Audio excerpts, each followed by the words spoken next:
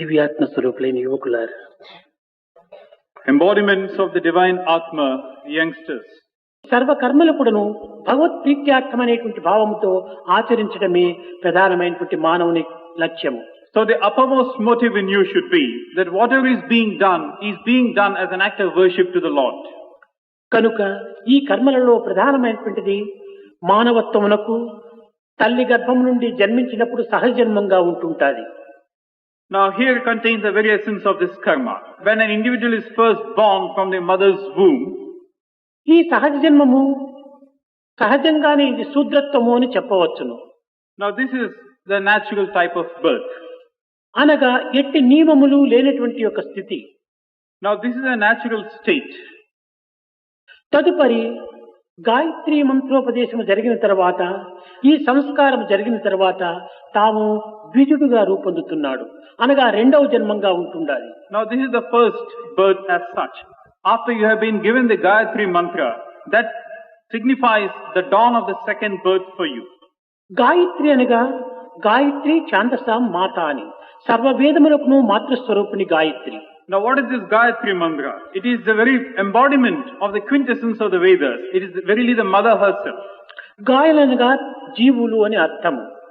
Now the meaning of the word Gaya is jivas, or the forms of individuals. అనగా జీవులను పోషించేటువంటిది, ప్రాణములను రక్షించేటువంటిదే గాయత్రి అని కూడాను దీని యొక్క అర్థము. So Gayatri is that which protects and fosters all life forms. కనుక ఇట్టి గాయత్రి మంత్రోపదేశం ద్వారా ఈనాడు మనము రెండవ జన్మం ఎత్తాము అనేటువంటి సత్యాన్ని గుర్తించాలి. So you must realize the truth that today, on being given this Gayatri Mantra, you have been verily given a second birth. దీనిని నియమములుగా పాటించి సక్రమమైన మార్గంలో మనం అనుసరించినప్పుడు క్రమక్రమేణా మన వేదాధ్యయనం చేయుటకు అర్హులమవుతాము. Now when you start chanting this mantra, bound to a certain code of conduct and rules, then certainly you'll be able to reach the fulfillment of the mantra. వేదాధ్యయన సమయం నందు అతనిని విప్రుడు అని మూడవ జన్మంగా పరిణమిస్తూ వచ్చారు. Then you have the third stage or third form of life, when he is called Viprudu, when he starts chanting the Vedas. ఈ మూడవ జన్మంగా పరిగణించుతూ వచ్చినప్పుడు క్రమక్రమేణా వేదమును అధ్యయించటం, వేదము యొక్క అర్థమును గుర్తించుకోవటం, దానికి తగినట్టుగా వర్తించటము, ఈ విధమైనటువంటి మార్గాన్ని మనం అనుసరిస్తూ రావాలి. Now even as you try and understand and chant the mantras in the Vedas, you must try and understand the significance of the mantras contained therein, and thereby start putting them into practice. Thereby live the Vedas verily every second of your ఈ life. వేదాధ్యయనం వల్ల బ్రహ్మతత్వాన్ని గుర్తించుకోవటానికి అవకాశం ఉంటుంటారు. Through this medium, you shall certainly succeed in attaining Brahma. ఈ బ్రహ్మతత్వమును గుర్తించుకున్నటువంటి తరుణమునందే ఈ బ్రాహ్మణత్వము అనేటువంటిది ప్రాప్తిస్తుంది. Now it's only when you have acquired the state of Brahma that you could be called a Brahmana. కేవలం జన్మ బ్రాహ్మణమే కాకుండా కర్మ బ్రాహ్మణ కూడాను అత్యవసరము. A Brahmana need not necessarily be by virtue of his birth. He could also be one by virtue of what he does. జన్మ కర్మ బ్రాహ్మణత్వమే ప్రధానమైనటువంటి యొక్క దివ్యత్వం అనేటువంటిది కూడాను గుర్తిస్తూ రావాలి. We should also realize and continue to realize the truth that these two are essential points to understand. కనుక బ్రాహ్మణత్వం అనగా కేవలం జన్మమునందు మాత్రమే బ్రాహ్మణత్వం పాటించటం ఇది సరి కాదు. What you mean by a Brahmana or the nature of a Brahmana could be acquired not merely by birth but also through what one does. బ్రహ్మతత్వమును గుర్తించుకున్నటువంటి స్థితి ఎందే బ్రాహ్మణత్వం అని చెప్పుకొడుకు అర్హుడవుతాం. We really become deserving of being called a Brahmana only when we have understood and attained the state of Brahma. ఈ గాయత్రి మంత్రమును 3 వేళల యందు ఉచ్చరిస్తూ రావాలని నియమిస్తూ వచ్చారు. Now it has been laid down that this Gayatri Mantra has to be chanted 3 times a day. Pratah సంధ్య, మాధ్యాహ్న సంధ్య, సాయం సంధ్య అని సంధి కాలముల యందే దీనిని ఉచ్చరించాలని కూడాను నియమిస్తూ వచ్చారు. Now the 3 timings are the morning hours, the afternoon hours and the evening hours. సంధి అనగా 2 కాలములు చేరేటువంటి ఒక స్థితి. Now we talk of the word Sandhya, meaning a confluence of 2 different times. Pratah సంధ్య అనగా రాత్రి తెల్లవారి ఈ రెండూ చేరినటువంటి సమయమే ప్రాతః సంధ్య అన్నారు. The first one, Pratah Sandhya, is a point of time where the transition between the night into day takes place. సాయం సంధ్య అనగా పగలు రాత్రి ఈ రెండూ చేరేటువంటి యొక్క సంధిని సాయం సంధ్య అన్నారు. Likewise, the evening hours are those where it's a transition between daylight and night. ఇంకా మాధ్యాహ్న సంధ్యాన తెల్లవారి మధ్యాహ్నము రెండు కూడేటువంటి సమయంలోకి మాధ్యాహ్న సంధ్య అన్నారు. And the point of time with regard to the afternoon session is where you move from the morning session to the afternoon. మానవుడు త్రిగుణాత్మక స్వరూపుడు. Man is an embodiment of three gunas. కేవలం ఈ గుణములు ఒక జీవులకు మాత్రమే కాకుండా కాలములకు కూడాను గుణములు నియమిస్తూ వచ్చాయి. Now these three attributes are not necessarily confined to man as such. Even time has these attributes. కాలములకు కూడాను సత్వ రజో తమో గుణములు కూడా ఉంటున్నాయి. We also talk of time having sattva, raja and tamo gunas. ఈ కాలమునకు సాత్విక గుణం ఏమిటి అనేటువంటిది విచారించాలి. Now what is it that you talk about time as being ఈ sattvic? మూడు గుణములకు కూడాను ఒక దినములో 24 గంటలు ఉంటున్నది. Now each of these three attributes has got 24 hours to go by. ఈ 24 గంటలు కూడాను ఒక్కొక్క గుణమునకు 8 గంటల చొప్పున విభజిస్తూ వచ్చింది. Over a day you have 24 hours and each of these three gunas takes up 8 hours by itself. సాత్విక గుణము 8 గంటలు, Sattvic 8 hours, రాజసిక గుణం 8 గంటలు, Rajasic 8 hours తామసికం 8 గంటలు. and Tamasic 8 hours. ఈ కాలములు కూడాను ఆయా రీతిలో నియమిస్తూ వచ్చింది. So this period of time, 24 hours, has been distributed equally among these సాత్విక three. గుణము యొక్క 8 గంటలు ఏమిటి?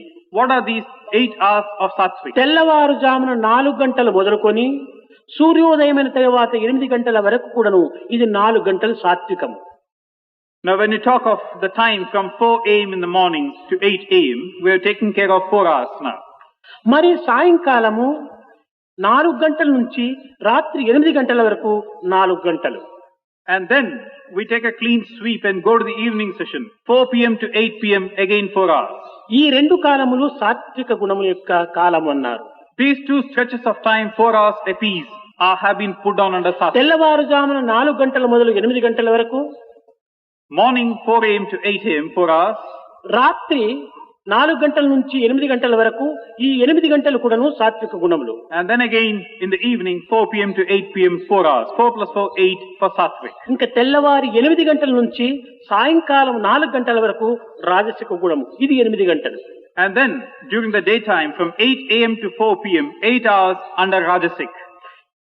ఈ 8 గంటలు కూడాను రాజసికంగా భావిస్తూ వచ్చారు.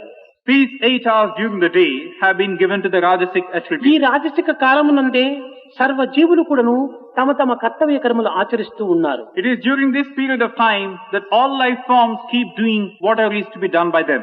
కేవలము ఒక మానవ జీవులే కాకుండా పశుపక్షి మృగాదులు కూడాను తెల్లవారి 8 గంటల నుంచి సాయంకాలం 4 గంటల వరకు కూడాను తమ కర్తవ్య కర్మలు నిర్వర్తిస్తూ వస్తున్నాయి. Not merely men, but also animals and the like do what is expected of them during these 8 hours. కార్మికుడు, కర్షకుడు, వ్యవహారికుడు, వ్యవసాయకుడు, ఇంకా ఉద్యోగస్తులు వీరందరూ కూడాను తెల్లవారి 8 గంటల నుంచి సాయంకాలం 4 గంటల వరకు ఆచరించేటువంటి కాలమంతా కూడాను రాజసిక కాలమనే చెప్తూ వచ్చాయి.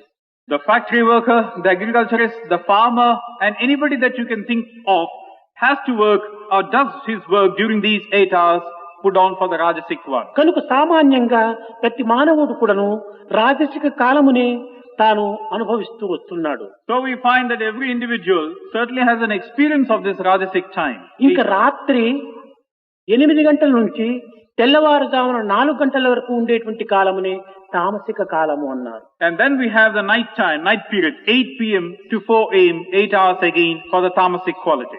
ఇది మనకు తామసికం అనేటువంటిది దీని యొక్క స్వరూపమే మనకు నిరూపిస్తూ వస్తుండాలి. That it is indeed Tamasic, we know by the very nature of our experience. రాత్రి 8 గంటల నుంచి తెల్లవారుజామున 4 గంటల వరకు నిద్రించటమే దీని యొక్క స్థితి. The chief quality that you associate with it is sleep during this period of time. అనగా నిద్ర అనేటువంటి తామసిక లక్షణం అనేటువంటిది మనకు స్పష్టమవుతుండాలి. That is, sleep is being equated to Tamasic in this equation. కనుక మనము సాత్వికమైనటువంటి యొక్క తెల్లవారుజామున 4 గంటల మొదలు తెల్లవారి 8 గంటల వరకును సత్కర్మలు, సదాచారములు, సత్ప్రవర్తనలు, సత్సంగములు, ఇంకా సత్సాధనలు కూడా సలపటంలో దీనికి ఒక సార్థకత ఉంటుండాలి. So we have that during the Sattvic time, 4 a.m. to 8 a.m. and 4 p.m. to 8 p.m. one undertake tasks which would be called good and noble, which would further one's own interest in life. కనుక ఈ కాలమును మనము చక్కగా గుర్తించుకొని మనం సక్రమైనటువంటి మార్గంలో దీన్ని అనుభవించటం లోపల మానవత్వం, దివ్యత్వం అవుటకులో ఎట్టి సందేహము ఉండదు. By being bound to such an understanding of how time has been divided for various activities and by proper appreciation, it's only then can we understand the true nature of our existence. కనుక గాయత్రి మంత్రం అనేటువంటిది తెల్లవారుజామున 4 గంటల నుంచి తెల్లవారు 8 గంటల లోపలనే మనం ఏదో ఒక కాలం నియమించుకొని ఈ Gayatri మంత్రమును ఉచ్చరించాలి. Now this Gayatri Mantra has to be taken up for chanting any time during this period of 4 a.m. to 8 a.m. సాయంకాలము 4 గంటల మొదలు రాత్రి 8 గంటల లోపలనే ఏదో ఒక నిర్ణీత కాలం నుండి మనము ఈ గాయత్రి మంత్రమును ఉచ్చరిస్తూ రావాలి. Likewise, at any set time between 4 p.m. and 8 p.m. should we undertake the chanting of this mantra. Gayatri మంత్రం అనేటువంటిది సర్వదైతా స్వరూపము. Gayatri Mantra is the very embodiment of all forms of ఇది Godhead. ఒక మతమునకు కానీ, ఒక కులమునకు కానీ, ఒక లింగమునకు కానీ, ఒక స్థాయికి కానీ సంబంధించినటువంటిది కాదు. It does not belong to any caste, any religion or any sect as such. ఇది 9 విధములైనటువంటి వర్ణ స్వరూపంగా ఉంటుండాలి. It is universal in its scope and has got 9 chief attributes of Om colors. భూర్ భువః సువః తత్ సవితుర్ వరేణ్యం భర్గో దేవస్య. ఇది 9 రకములైనటువంటి వర్ణనలతో కూడి ఉంటుండాలి. It has got 9 of these complexions associated with this mantra. ధీమహి ఈ అనేటువంటిది ఒక ధ్యానమునకు సంబంధించినటువంటిది. Dhimahi is something which pertains to meditation. ధియో యోనః ప్రచోదయాత్ అనగా నాకు మంచి బుద్ధిని అనుగ్రహించమని ఇది ఒక ప్రార్థన కింద చేరుతూ వస్తుంది. And then we have the last two, where you talk about a prayer. It is in the form of a prayer to Lord that you be endowed with a proper కనుక intelligence. గాయత్రి మంత్రము వర్ణన, ధ్యానము, ప్రార్థన ఈ మూడింటి యొక్క సమ్మిళితమైనటువంటి స్వరూపము. So this Gayatri Mantra is a mantra where you have these three coming together. A description, a sort of meditation and a prayer as such. మనము ఒక షాపుకు పోయి అప్పుతో మనము ఏదైనా సామాను పుచ్చుకొని వచ్చినప్పుడు ఈ అప్పు పెరిగిపోవటమే కాకుండా అప్పు వడ్డీ కూడాను పెరిగిపోతుంటది. When you go and buy a certain thing on loan, not only does the loan get increased, but also the interest on it multiplies. అట్లు కాకుండా ఆ అంగటి లోపల మనం నగదిచ్చి సామాను తీసుకుని వచ్చే ఈ అప్పు లేదు, అప్పుకు వడ్డీ పెరగదు. On the other hand, if you are to give something for the sake of taking something from the shop, there is no loan to be cleared, nor is there any interest to be cleared. మనం అప్పు తెచ్చుకోవటం వల్ల ఏమైపోతుండాలంటే మనకు నెలకు వచ్చేటువంటి యొక్క జీతం అంతా కూడాను అప్పుకు తగినటువంటి వడ్డీకే చెల్లిపోతుండాలి.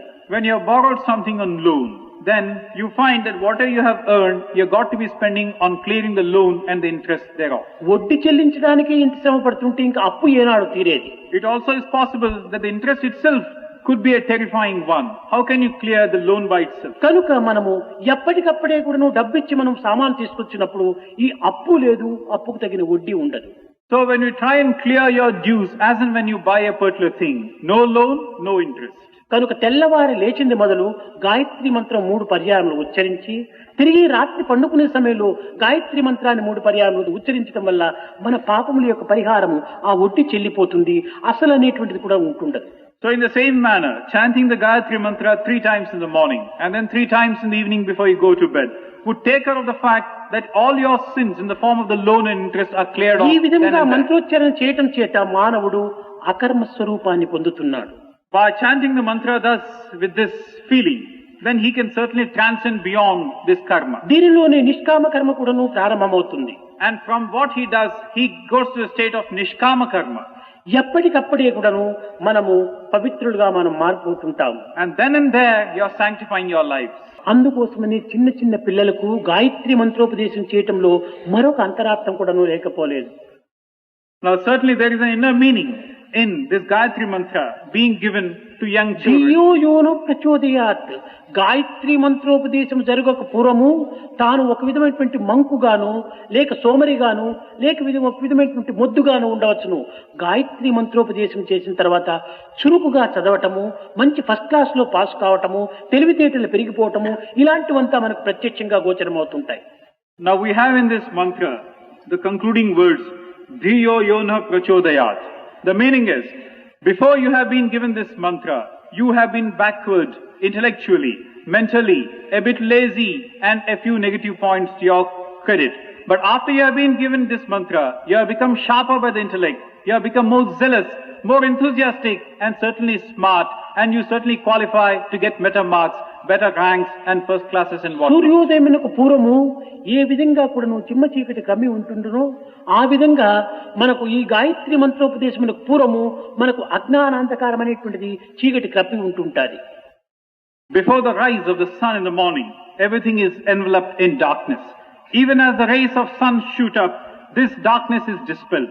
So also, as you have been given this mantra, the darkness of ignorance is dispelled. సూర్యోదయమైన తక్షణమే ఏ విధంగా అంధకారం అనేటువంటిది పటాపించలమవుతుందో ఆ విధంగా గాయత్రి మంత్రం అనేటువంటి ధియో యోన ప్రచోదయాత్, ఈ యొక్క గాయత్రి మంత్రం అనేటువంటి కిరణములు అభివృద్ధి అయ్యే కొలది కూడాను మనలో ఉన్నటువంటి అజ్ఞానం అనేటువంటి దూరం పోయి ప్రజ్ఞాన సుజ్ఞాన విజ్ఞానముల తోపల మానవుడు వికసిస్తాడు. The rays of the sun scatter and dispel the areas of darkness. Darkness has no place where the rays of the sun rise. So also, once your intellect blossoms forth by virtue of your having been given this mantra, your intellectual race will take care of the ignorance which has been persisting in you. Drive it away, drive it aside, and endow you with intelligence, with a lot of capacity to do things, and certainly a sense of fulfillment. నేటి నుంచి ఈ పిల్లలు గాయత్రి మంత్రమును 2 వేళల కూడాను ఉచ్చరించి మంచి గుణవంతులు, విద్యావంతులు, తెలివితేటలు గల వారిగా అభివృద్ధి అయి భారతదేశం నందు ఆదర్శవంతమైనటువంటి మూర్తులుగా రూపొందుతారని నేను ఆశిస్తున్నాను. So from tomorrow, the children, by virtue of chanting this mantra in the morning hours and in the evening hours, may they be endowed with a rare intelligence which will take care of their fortunes, which will be presiding over their destinies. They would become highly qualified, they would become model citizens, ideals, so that the future of the country would be safe in their hands.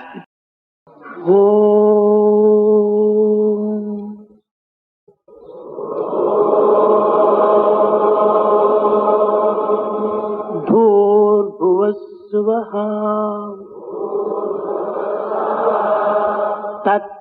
తత్సవితుర్వరేణ్యం